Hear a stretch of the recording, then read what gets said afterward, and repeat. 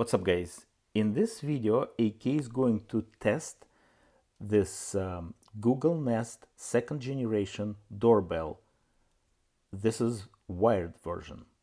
I promise you, not a lot of physics. If you're looking for physics and model trains like choo-choo trains, I have YouTube channel.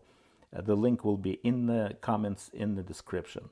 But I'm using some items from it. So this is regular transformer.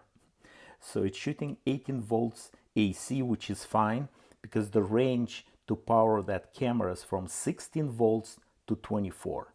All right. And two measuring tools. This will just try to capture the voltage, but it's not enough time. So I installed this thing.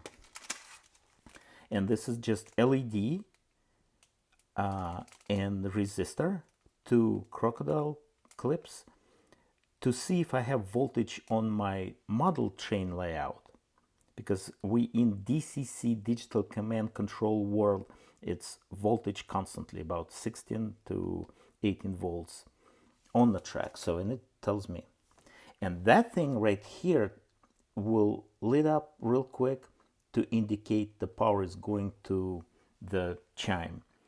And here I go. So this unit detects low voltage as well. The chime makes hum. That's the reason you're putting that chime puck to insulate that hum. I saw a couple of videos, really not happy about them. You need to use this unit. So it's like a load, just theoretically. And check this out. When I'm applying power to the chime, that's what makes humming. So somehow that EMI going to the chime and it's like hum. Meaning you need to be very close to it to hear that. So you put that chime puck, comes with the camera, and that noise disappeared. Now let's do it. It will be loud.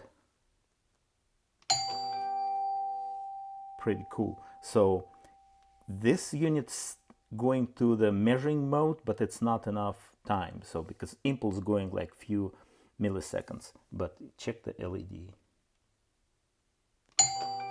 See? Here you go.